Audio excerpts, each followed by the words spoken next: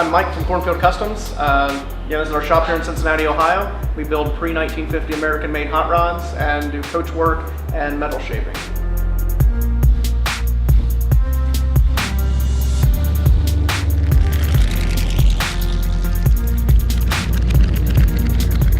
I've always been into cars my entire life. My dad was in the 60s era Mustangs, and was kind of raised on that. And then at one point when I was 17 years old, I wanted to build a hot rod. So I met an old-time guy who'd been building hot rods since the 50s. He kind of took me under his wing and mentored me a little bit. And after that, I had a good job as a welder for the government. So I started building my first car, and he convinced me that I was good at building hot rods. So he's like, you should quit your job and go full time, and that's exactly what I did. So as a 18, 19-year-old kid quitting a good government-paying job to open up a shop and make no money. So that's kind of how it went, and it's evolved since then. Starting at the beginning, we had an angle grinder, a MIG welder, and that was pretty much it. Everything was built the hard way, and then as business progressed and we got better, we could buy more equipment and grow our brand a lot more.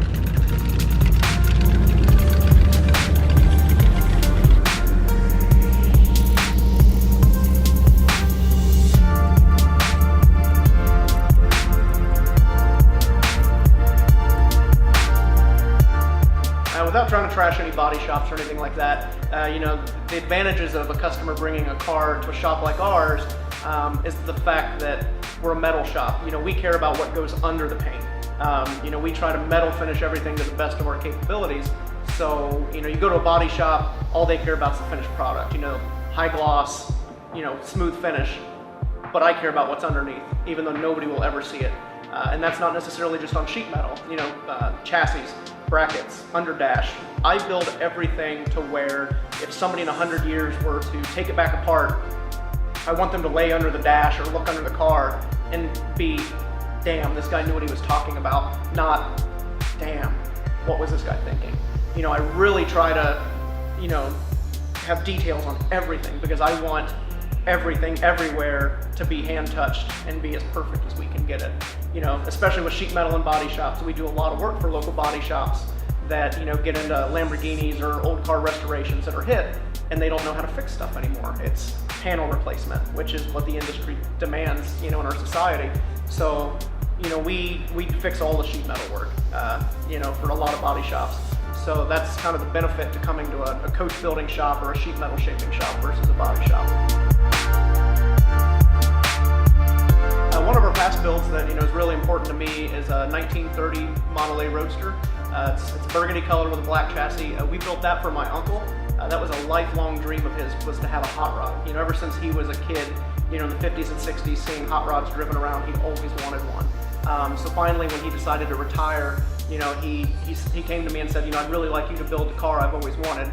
So that's exactly what we did. And it's very sentimental, the fact that family members come to me to get a car made. And this is kind of his dream. It's all the bits and all the pieces that he's always wanted, the colors he's wanted, and it's catered to him.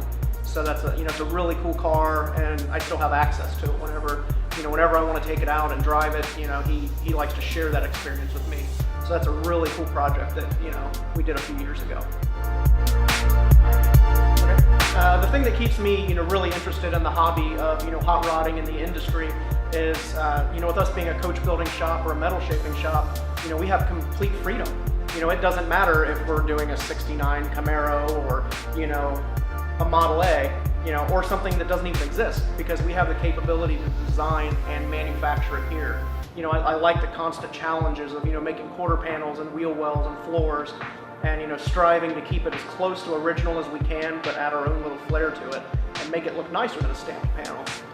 So the metal shaping aspect of this industry is really what I enjoy, and it gets better and better each year, because I'm a young guy, and the industry doesn't have many of us left. They're all old timers that are retiring or passing on, and coach building and metal shaping is a dying craft. So it's a very neat time to be involved with it, because we can do anything. We have plenty of opportunities to work with whoever we want, whatever shops we want. As long as you're good and you can put out the quality, you can go out there, network, and build anything. The possibilities are endless. a young up-and-coming, builder or somebody that wants to be a builder, the best thing they can do is not get caught up in the millennial attitude. You'll hear a lot of people talk about that, and it's real. I am a millennial, and I can't stand my generation. So the best thing they can do is just shut up and work. Even if you get a job working in a shop like mine, sweeping the floor, come in once a week, sweep the floor, help take the trash out, and you'll start picking up on things. And we've got a couple high school kids that come in, and they don't understand how important sweeping the floor and taking the trash out is. Because if I can't trust you to sweep my floor, how am I going to trust you to build a customer chassis? It's very important, and it's all part of it. You don't come in here and like, I'm going to build a quarter panel one day. You have to know how to clean up, put things away, get machines set up, and you have to start at the beginning. So the best thing for the next generation of hot rodders is just get a job, even if it's free. Just go work and get your hands dirty, and you'll learn as you go. I didn't learn everything overnight. It's all been trial, error, hanging out with the right people, asking the right questions, asking the wrong questions. So you just have to get out there and take it by force. So in this industry, I would say there would be things that would separate us from other shops, but in reality, there's not. All you have to do is find somebody that has the passion and the drive, and then we're all the same. I'm nobody special. I'm just some guy that smashes stuff with a hammer. And sometimes it looks good, sometimes it doesn't. So I'm really nobody special. My shop's nothing special. All it is that we have the passion to push ourselves every day to be better than the day before. So you can get that at any shop. I'm sure you would like to hear me say like, oh, we're the best for this reason, or we can do this that so-and-so can't do, but we're not. We're just, three guys that like to build hot rods and work on cars and make stuff out of metal. So we're the same as, I wouldn't say all shops, because you do get bad shops, good shops, but we're the same as all the shops that have the same passion. If you were to draw a line and find similar people, we'd all be on the same plane. You just have to pick and choose your style. My style might be different than Jimmy down the street style. And that's the only thing that can separate you is, how you build the car and the attitude the car presents. The biggest problem I find in my industry, it pertains to metal shaping, which we're talking a lot about, is the fact that people don't realize the time involved, with building quarters and fenders. Usually when we build a fender or a set of fenders, we have to go in and we have to, pull pictures and dimensions if we don't have a pattern to go off of, and then we have to build a buck, which, some bucks can take 10 hours, some bucks can take 80 hours. It all depends on the complexity of the shape. So you've got that time invested into just making a piece that you can pattern to make the finished product. So from the buck, then you spend, hours making paper patterns and, layouts to start on the fender. And then some fenders, again, the fender itself can take anywhere from 40 to 200 hours, depending on the complexity. And this is all a lot of time that has to be invested into one part. And people don't really grasp that, and in our society today, everything is disposable. I want this, I want it now. You got that instant gratification. You get your new car's in an accident, take it to the body shop, they order a new fender, new bumper cover, new headlight, put it in, and you're done. In my world, that doesn't exist anymore, because where are you going to find a quarter panel for a 1932 sedan? Where are you going to find an aluminum body for an A.J. Watson Indy car? Where are you going to find Bugatti fenders? Right now we're doing some 1909 Oldsmobile fenders, and where are you going to find those? He brought me 2 sets that he had purchased for this car, and both of them were junk. So where's he going to find a 3rd set and hope they're not junk again? So stuff like that has to be, tediously handmade and detailed. And if it's got beads in it or body lines, we have to design and manufacture the tooling to do that, which is also time. So a lot of this stuff, especially being detail oriented and handcrafted parts, there's a lot of time invested. And what a lot of people don't realize is time translates to money. And some things are cheap, some things are reasonable, and some things are very expensive, just due to how it has to be made and the complexity of what goes into designing everything to make the piece. Kind of what separates us when customers come in versus taking it to another shop is we're kind of strange. We're very detail oriented and we like things to look right, but I also like it to where 95% of the people won't even notice the changes we make. They're so subtle. We're doing a 32 sedan right now, that we've put a stock 4-piece hood on it, and then we tapered the front of it down 5/8 of an inch and chopped the grill shell a quarter. 95% of the people won't notice that, but everybody that's seen it, that knows 32s like the back of their hand, they tell me there's something different and they can't quite figure it out. So that's the kind of stuff I like. It's, it plays on your mind, and most people, they don't care. To them, it's just a shiny old car. But to the people that really know, what they're looking at, they can appreciate it. The quarters we're making for that car, the wheel wells are raised 3/4 of an inch, and it's got an inch mini tub. Most people won't notice it. Even now, I've got 1/4 that's done, 1/4 that's not done. Most people can't tell the difference until I go over with a tape measure and show them the difference. That's kind of what I strive for, is, it's hiding in plain sight. And that's really what makes us different from a lot of other local shops. They're very traditional, everything's built in the traditional mindset, and that's fine, and I appreciate traditional cars. But I want a traditional car that's got just enough of a twist that people can't quite wrap their head around it and they get frustrated. We had a guy here the other day, he's an IndyCar builder, specializes in Millers. He looked at this car for over an hour. Smartest guy, knows everything there is to know about Miller Indy cars and Watson cars, and he came over and shook my hand, and he's like, there's nothing that I would change other than a few aesthetic things. Just I would have ran the wire to the left instead of to the right. He's like, there's nothing wrong with it, it's just my personal preference. So those are the good compliments we get, when leaders in the industry can come by and say, we really like what you did here, and this was innovative but still holds true to, kind of the original idea.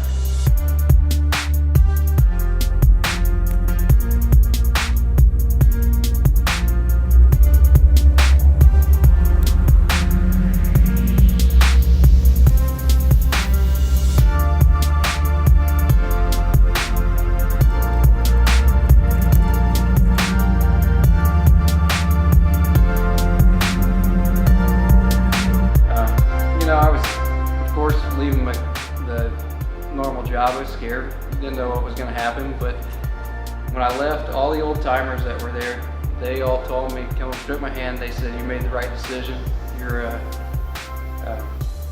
going to go do something you actually like doing. He said, look at us, we're all broke down from bending over all day, breaking our backs, we're not appreciated. So long story short, they're like, you're doing the right thing. And left there, came here, and shit has just been awesome. I've been so many opportunities, different things I've gotten to do, just getting out there.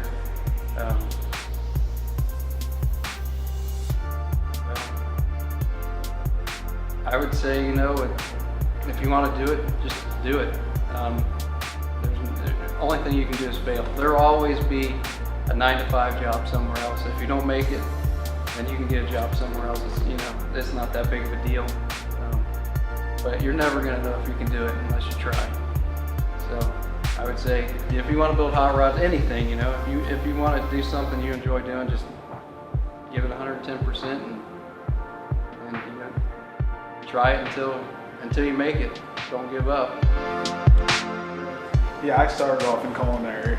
Was a kitchen manager at a 5-star Italian restaurant, and I got an opportunity to work at a shop, and I said, yeah, I've always been hands-on with cars at my house, garage, friends' houses, and I was like, that sounds fun. And it was a bit of a pay cut, different hours, but I jumped into it, and I loved it. I mean, it was great. Had my first kid, which I spent most of my time driving, so I missed out on lots of like car builds and car shows. I missed all of that because I spent so much time driving. We were at the track every other weekend. Then I had my first kid, sold my fun car, and I tried to figure out how I could stay involved with cars. So I got a camera, and from there it just kind of snowballed into me car blogging, which led me here. Yeah, that's exactly how that happened. You get to see everything. You get to see it firsthand. You get to see every process of it. You get to see how it goes into design, how the thought turns onto pencil and paper, and from pencil to paper it turns into something real, something you can use. I would say the biggest thing is that if you are a hard worker and you are pretty much confident in your work and you know a lot about the place you're going to work and you're confident with them, I mean, you're just ready to do it, you know. I don't really feel like it was a really hard decision. More or less, it was just like I kind of asked myself, well, if I wasn't in this position, what would I do in this position? And that's when it became like a no-brainer. Like, I would say the part that I like the most is definitely the process and the finished product. I mean, just seeing ideas really come to life, and being able to get out there and drive them on the open road, or see them at car shows, or see them at other shows, and just, yeah, that's definitely what it is.